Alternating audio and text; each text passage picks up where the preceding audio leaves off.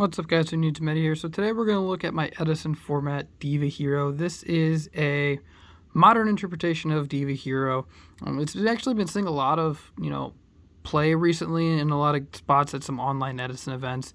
And this is a deck that both Caddy and myself really enjoy playing, and it's a lot of fun. So we'll get right into the list here. It is a very normal summon based deck, and it does have issues with Royal Oppression, but we are doing our best to kind of mitigate that.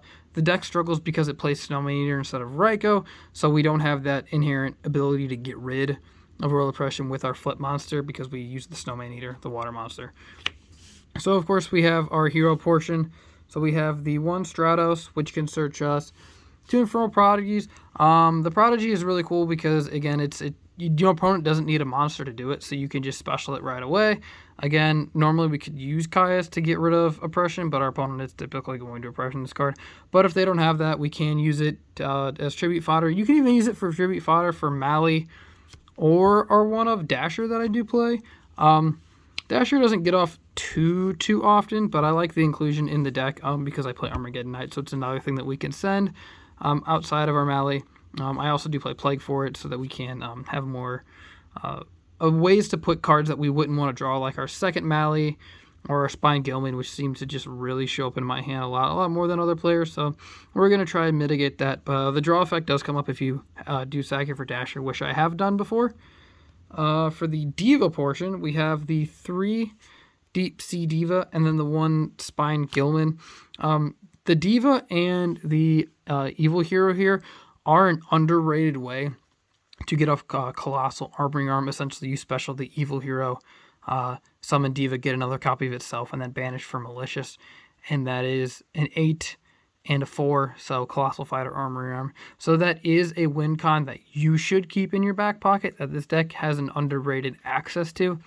Spine Gilman I'm just really good at drawing this card. This is the absolute brick of the deck. The one card you just don't want to draw, the Abyss Lead of the deck, being water-based. I'll just use that analogy there. But it does give you access to good synchro monsters and stuff like that. So I like the Deep Sea Diva engine. 3 copies of Caius. We have plenty of Tribute Fodder in the deck. We have the Evil Heroes we can sack for Mali. I do not play Treeborn Frog. I've gone back and forth. I just didn't get enough use out of it as much as I wanted to.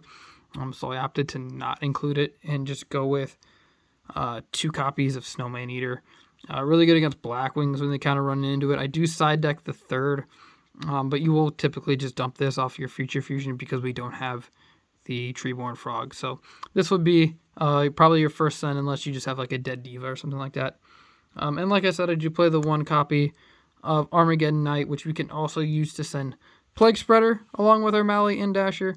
Having access to Plague is really nice. And it's an easy side out if it's not really good in your certain matchups and you're kind of worried about Crow. It is a really bad card to get hit with Crow.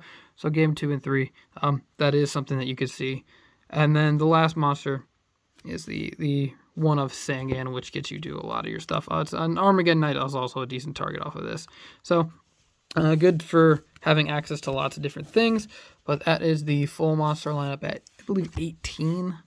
We'll get into the spells. For the fusion cards, we have the 1-0 Future Fusion, obviously the best fusion spell. You just dump stuff. It's the first thing you hit off of Gold Sarc unless you already have it or if there's something else happening, but typically you're going to Gold Sarc for this. 3 copies of Miracle Fusion to go with the Future Fusion. Again, another win con card here in order to just grind really into the games and produce a boss monster. You kind of want to use your main deck to simplify the game state so you can safely resolve these cards. That's kind of the general strategy. Where you just kind of want to do that. It's kind of like if you've ever played Dino Rabbit where you use your other monsters and other cards to get rid of back row and then you go with your rabbit. If you've played that format, you can kind of understand where the Miracle Fusion comes in. And then, of course, it is,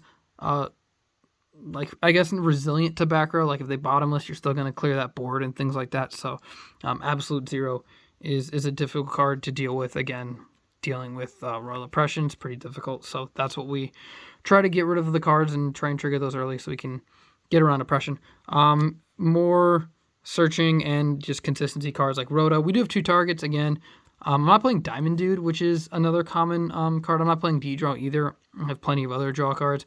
But if you did play Diamond Dude, that's probably enough targets to play the 1 of D-Draw. I've just opted to not go with the Diamond Dude route. 2 copies of Gold Sarcophagus. Again, we've said it before that this is, you're just going to dig for your Future Fusion. You can even dig for like Heavy Storm and stuff like that, which isn't uncommon. But Miracle Fusion and Future Fusion are going to be most of your targets. Or Rhoda if you just really want to get to Stratos. I would personally never go straight for Stratos with Gold Sarc. I go for Rhoda first just to thin the deck. And if you draw it beforehand, you have another target. So 3 Upstart Goblins. This is one of the decks that really benefits from Upstart being a 37 card deck and being able to go into getting into Miracle Fusion and Future Fusion as quickly as possible. Even more draw power, 1 copy of Allure of Darkness. You have plenty of stuff like Sangan and then the Infernal Prodigy that you can just whiff away that you don't really care about. If you're stuck with a couple Mallies and you don't feel like you're able to get to Plaguespreader, it wouldn't be uncommon to do that. 1 copy of Brain Control. Again, we have Caiuses and things like that, so we're going to be able to access Brain. We have plenty of tuners. I didn't include Mind Control because, again, Brain Control is just better with Caius. I know Mind Control can get you stuff like set Rykos and set Spies, and you can trigger them to get rid of that. If you don't have the ability to get around them, you can just flip summon them and do things with it. So, but I think Brain Control is just, it's enough. Maybe if I played Diamond Dude, I'd play Mind Control because it's another normal spell, but 1, and then Heavy Storm and MST for your back row removal cards. That's it for these spells. There are 14 spells in the deck, which leaves us with just 8 traps. 1 copy, of course, of Trap Dustshoot. This typically comes out game 2 if you're going second. Whenever you're going second, except against Dragon Turbo, for me, they just draw their whole deck pretty quickly. So the ability to get rid of like a red med or something like that is kind of nice. 2 copies of Wing Blast. It's versatile. It gets your Plague, your Mallies, your Dashers, and things like that in the graveyard. It gets like if you have like a water monster, you're just gonna Miracle Fusion. You can just get that into your graveyard, and you don't have to worry about normal summoning and then playing it. So you don't eat your normal summon. This is really good to get unclunk multiple normal summon hands while setting your opponent back a turn. So like I said, this is a normal summon based deck. If you have too many, it's a good way to do that. And 1 Mirror Force. 1 Torrential Tribute, and 2 Bottomless. This is kind of hit or miss for me. Some like to go 6 traps, some like to go 8. I don't mind Bottomless. I was playing Deep Prisons just to deal with monsters that are already on the board, but I felt like my monsters could deal with monsters already on the board, and then Bottomless protects them. So if you feel like you need to deal with big monsters like Thunder King and things like that, there is a lot of Fossil Dynas going around right now in the sideboard and even some on the main board.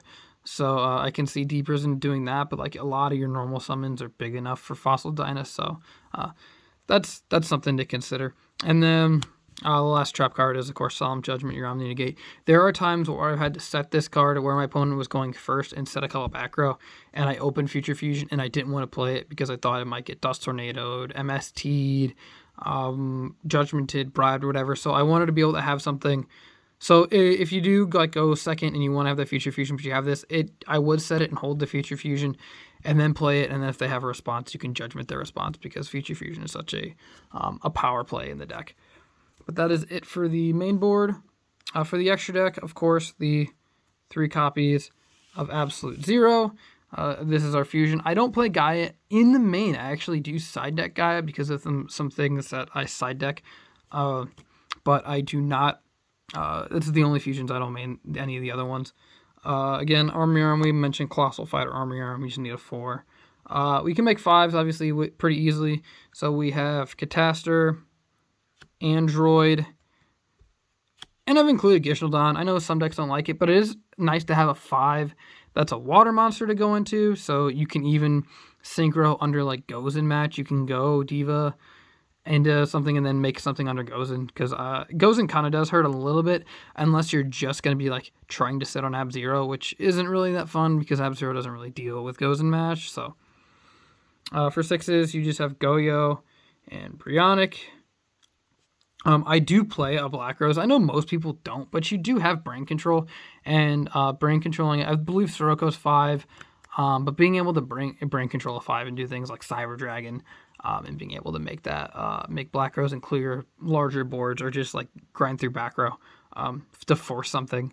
So I do like to, just having it is kind of nice. I know most builds don't play it, but again, I like having it as an option. And there's not really anything that I want to do other than maybe put the guy in here, and then that frees up a spot in the side deck. But it's kind of player preference.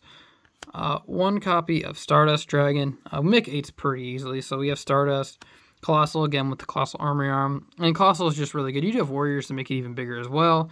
So that is something to keep in mind. Again, if you are even going for the Colossal OTK, it's important to note that you might be too big to do it.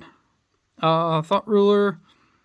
Darken, if your group doesn't play with prize cards, you can just play Red Dragon, or you can, again, move the guy or whatever. Just wanted to note that it is a prize card at the time. And the 9 is Mistworm.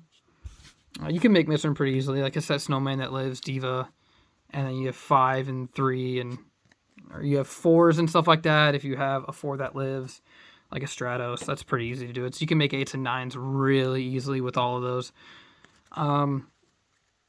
Side deck, 2 copies of DD Crow. It's probably the most commonly side deck card. It's one of the only hand traps in the format, and it's good. The 3rd Snowman.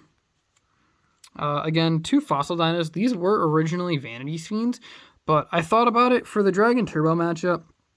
The issue is if they go first, the Vanity Fiend is worthless because it's smaller than the Water Dragon. It's smaller than Blue Eyes. It's smaller than Red Man. It's smaller than everything because they're all 28 or 3K. So you're basically smaller than everything. So if you go second, or if they already established the port before you draw this, you can set it and they'll run into it, and you can kind of clear everything because they're all going to be special summoned, because typically they're going to go Debris. Get a target like the White Stone, banish, get 2 red men, special summon 2 dragons, and then if they attack into this, that kind of clears everything. Or if you survive that board. And then the only normal summon they play that's bigger than this is the Wyvern. A lot of the builds play like 1 Wyvern, because you can just kind of like card destruction or something like that, and then you won't end on a normal summon because you'll just be like going through your deck and getting through all your dragons. So, and then 1 Gore is just for like OTK decks.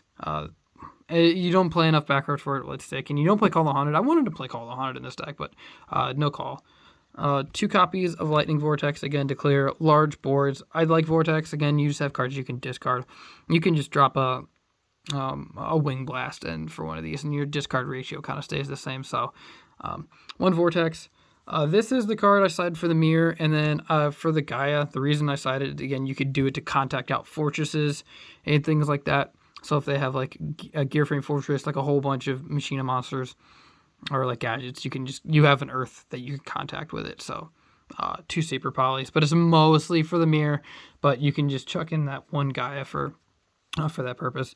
2 copies of Dust Tornado.